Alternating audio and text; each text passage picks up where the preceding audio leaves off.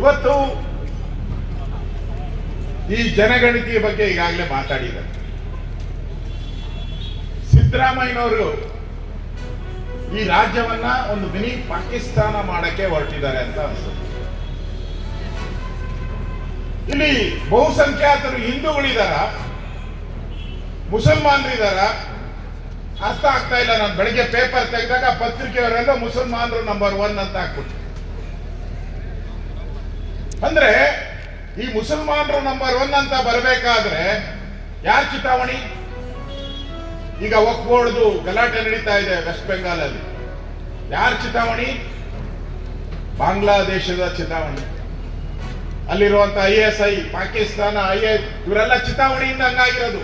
ನನಗನ್ಸ್ತೈತೆ ಕರ್ನಾಟಕದಲ್ಲೂ ಕೂಡ ಈ ತರ ನಂಬರ್ 1 ಬರಬೇಕಾದ್ರೆ ಇದರಲ್ಲೂ ಕೂಡ ಏನಾನ ವಿದೇಶಿ ಕೈವಾಡ ಇದೆಯಾ? ಹೇಗೆ ಬಂದ್ಬಿಡುತ್ತೆ?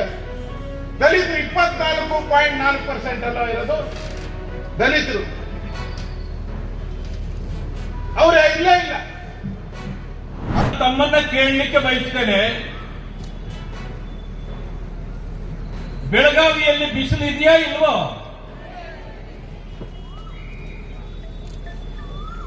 ಮುಖ್ಯಮಂತ್ರಿಗಳು ಹೇಳ್ತಾರೆ ಇಡೀ ರಾಜ್ಯದಲ್ಲಿ ತಣ್ಣಗಿದೆ ಅಂತ.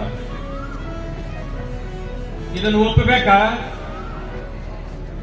ಒಂದನ್ನು ತಿಳ್ಕೊಳ್ಬೇಕು, ಎಷ್ಟು ಸುಳ್ಳು ಹೇಳ್ತಾರಂದ್ರೆ, ಬೆಳಗಾವಿಯಲ್ಲಿ ಬಿಸಿಲಿಲ್ಲ ಅಂದ್ರೆ ಇಲ್ಲಿ ತಣ್ಣಗಿದೆ ಅಂತ ಹೇಳೋದಾದ್ರೆ ಇದಕ್ಕಿಂತ ದೊಡ್ಡ ಸುಳ್ಳಿಲ್ಲ. ಇದು ಜನಾಕ್ರೋಶವಾಗಿ ಪ್ರಾರಂಭ ಆಗಿದೆ.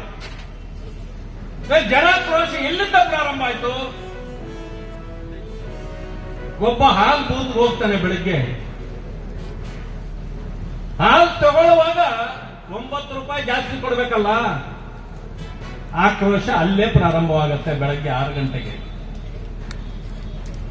ಇನ್ನ ಕೊನೆ ಆಗೋದು ಯಾವಾಗ ಅವನ ಆಕ್ರೋಶ ಅಂತಂದ್ರೆ, ರಾತ್ರಿ ಬಾರಿಂದ ಈಚೆ ಬರ್ತಾನಲ್ಲ, ಹಾಲಿಂದ ಹಾಲ್ವರೆಗೆ ರೇಟ್ಗಳು ಜಾಸ್ತಿ ಆಗ್ಬಿಟ್ಟು ರಾತ್ರಿ ಹೋಗ್ಲಿ ತಂಪಾಗಿರೋಣ ಅಂತ ಹೋದ್ರೆ ಅಲ್ಲಿ ಬಿಲ್ ಜಾಸ್ತಿ ಆದ್ರೆ ಅಲ್ಲಿ ಆಕ್ರೋಶ ಆಗಿ ಮನೆಯಲ್ಲಿ ಬಂದು ಬಳಸ್ಕೊಳ್ತಾರೆ ಪಾಪ.